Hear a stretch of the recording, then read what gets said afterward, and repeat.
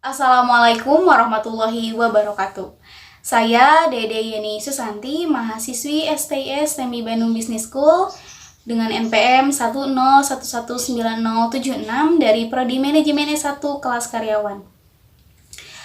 Pada kesempatan kali ini saya akan menjelaskan mengenai sistem informasi manajemen yang tentunya untuk memenuhi ujian akhir semester 3. Langsung saja ke pembahasan. Di sini saya akan membahas mengenai sistem informasi manajemen bisnis. Tetapi sebelum kita mengetahui apa itu SIM bisnis, kita harus mengetahui terlebih dahulu yang namanya sistem informasi manajemen. Nah, biasanya ini kita sebut SIM ya, untuk lebih singkatnya. Nah, SIM ini adalah perencanaan bagian dari pengendalian internal suatu bisnis yang meliputi pemanfaatan manusia, dokumen, teknologi, dan prosedur oleh akuntansi manajemen. Untuk memecahkan masalah bisnis seperti biaya pokok, biaya produk, layanan, dan suatu strategis bisnis. Sistem informasi manajemen dibedakan dengan sistem informasi biasa karena SIM digunakan untuk menganalisa sistem informasi yang diterapkan pada aktivitas operasional suatu organisasi. Secara akademis, istilah ini umumnya digunakan untuk merujuk pada kelompok metode manajemen informasi yang bertalian dengan otomatis atau dukungan terhadap pengambilan keputusan manusia. Misalnya ada sistem pendukung keputusan, ada sistem pakar, ada informasi eksekutif. Nah, tujuan dari SIM ini adalah memecahkan beragam masalah yang terdapat dalam bisnis meliputi layanan, biaya produk, serta strategi bisnis yang sudah saya sebutkan tadi ya. Nah, keseluruhan sistem yang digunakan dalam rangka menganalisis sistem informasi yang lain pada penerapan aktivitas operasional dalam suatu perusahaan. Nah, dalam SIM sendiri itu terdapat kelebihan dan kekurangannya. Untuk kelebihannya ada 3 poin. Yang pertama, meningkatkan efisiensi operasional investasi di dalam teknologi sistem informasi dan dapat menolong operasi perusahaan menjadi lebih efisien. Lalu yang kedua, mengenalkan inovasi baru gitu. Semisal dalam suatu bank diadakannya ATM. ATM itu alat transaksi otomatis teller mesin. Alat transaksi untuk transaksi uang. Kirim terima uang. Jadi kita menerima uang dalam genggaman, kita mengirim uang dalam genggaman gitu. Lalu yang ketiga adalah membangun sumber-sumber informasi strategis. Nah, teknologi sistem informasi memampukan perusahaan untuk membangun sumber informasi strategis sehingga mendapat kesempatan di dalam keuntungan strategis tersebut. Hal ini berarti memperoleh perangkat keras dan perangkat lunak ya, mengembangkan jaringan telekomunikasi, lalu menyewa spesialis sistem informasi, dan melatih calon user gitu. Lalu untuk kekurangannya, untuk kelemahannya dari sistem informasi manajemen ini dapat memberikan dampak bagi lingkungan sosial. Seperti apa dampaknya? Seperti pengangguran, pengurangan tenaga kerja, banyaknya pengangguran. Fungsi manusia sebagai tenaga kerja banyak digantikan oleh teknologi masa kini gitu. Karena dengan teknologi tersebut perusahaan merasa lebih diuntungkan. Tentu saja karena perusahaan tersebut tidak membayar upah bagi para pekerja. Selain itu, dengan adanya sistem informasi manajemen tersebut membuat ketergantungan manusia terhadap sistem informasi manajemen tersebut sehingga mengesampingkan rasionalitas manusia itu sendiri. Di zaman yang semakin maju ini banyak sekali, entah itu anak muda atau mungkin orang yang sudah berumur yang melakukan yang giat akan suatu bisnis gitu. Karena dengan bisnis kita dengan sangat mudah mendapatkan suatu pekerjaan atau mungkin menjadi salah satu sampingan gitu ya. Bisnis sendiri adalah suatu kegiatan yang dilakukan perorangan atau kelompok yang melakukan aktivitas produksi, lalu penjualan, pembelian yang bertujuan untuk mendapatkan keuntungan atau sering juga kita sebut namanya laba. Kenapa bisnis itu sangat penting di masa kini dan di masa yang akan datang? Karena di zaman seperti ini sudah sangat susah sekali mendapatkan suatu pekerjaan yang pas untuk kita gitu. Apalagi di kota-kota besar. Dengan kita berbisnis, kita tidak perlu susah-susah untuk yang namanya memikirkan kita akan kerja di mana nih, kita akan ditempatkan kerja di mana nih, apakah pekerjaan itu sesuai dengan basic yang kita bisa gitu, atau apakah pekerjaan itu sesuai dengan latar belakang pekerjaan kita sebelumnya gitu ya. Nah, ketika kita terjun ke dunia bisnis, jadi jangan kita ngerasa takut nih gitu. Kita jangan ngerasa melakukannya tuh kayak malu atau semacamnya gitu. Serta jangan banyak memikirkan keuntungannya saja. Karena kebanyakan orang berbisnis hanya memikirkan yang namanya keuntungan yang besar sekali gitu. Keuntungan ketika memulai bisnis tidaklah besar, tetapi harus berjalan dengan otomatis.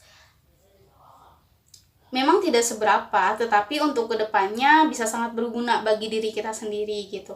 Intinya bisnis itu sangat penting untuk kita kedepannya, dan yang paling di note dalam suatu bisnis itu kita bukan hanya bukan hanya mencari keuntungan yang besar saja, tapi kita berpikir bisnis adalah jalan salah satu untuk kita bisa lebih mengembangkan diri, untuk kita bisa keluar dari zona nyaman kita. Nah, berkaitan dengan itu, maka pengusaha kita yang mempunyai suatu bisnis memiliki peluang yang cukup besar untuk mengembangkan usaha bisnis kita. Karena sekarang teknologi sudah sangat canggih sekali, banyak e-commerce yang tentunya akan membantu kita usaha di dunia maya gitu. Senada dengan itu pula artinya jumlah pesaing atau kompetitor kita itu semakin bertambah. Nah, oleh karena itu strategi bisnis merupakan hal yang penting yang wajib kita buat agar dapat menghadapi persaingan bisnis.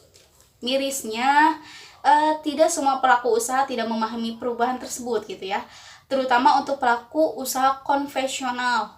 Banyak di antara mereka yang tidak ikut melakukan perubahan dan mengalami penurunan omset atau penurunan pendapatan.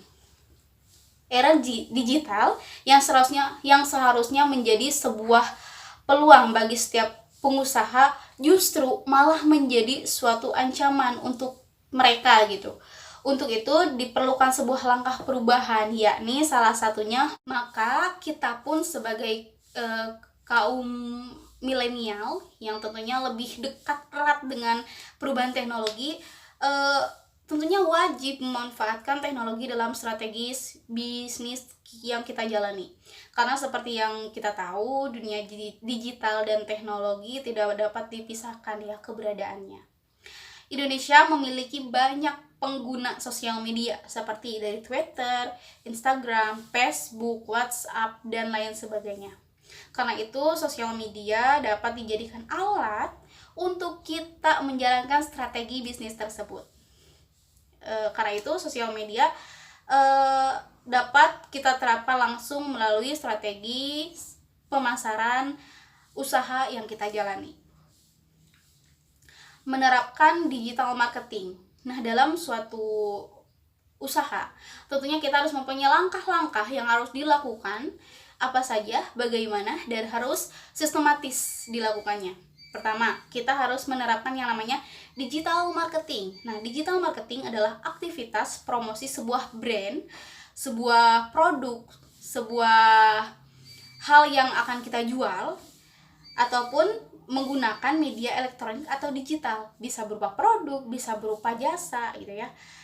Nah, menggunakan digital marketing, kita juga dapat menggunakan jasa perusahaan e-commerce yang menjual jasa digital, agensi, yang tentunya dapat membantu mengembangkan bisnis kita gitu. Dengan begitu, kita tidak perlu bingung untuk melakukan kegiatan pemasaran. Adapun teknik pemasaran digital marketing seperti SEO, billboard elektronik, ada juga iklan televisi dan radio, email marketing, dan lain sebagainya. Lalu kita juga harus menyesuaikan yang namanya strategi pemasaran dengan teknik tampilan yang mobile friendly, sehingga akan lebih banyak orang melihat toko kita toko online shop kita gitu, untuk menjaring banyak pengunjung yang menggunakan gadget smartphone. Maka website yang kita punya harus didesain dengan sangat menarik, sangat bagus dan fresh untuk menggait ketertarikan dari si calon customer tersebut. Lalu selanjutnya, strategi yang harus dilakukan adalah sosial media. Sekarang banyak tersedia aplikasi-aplikasi yang dapat digunakan untuk membantu pekerjaan. Misalnya, aplikasi akuntansi, aplikasi pembukuan, aplikasi e-commerce, ada Shopee, Lazada, Tokopedia, dan yang lainnya. Aplikasi administrasi juga ada.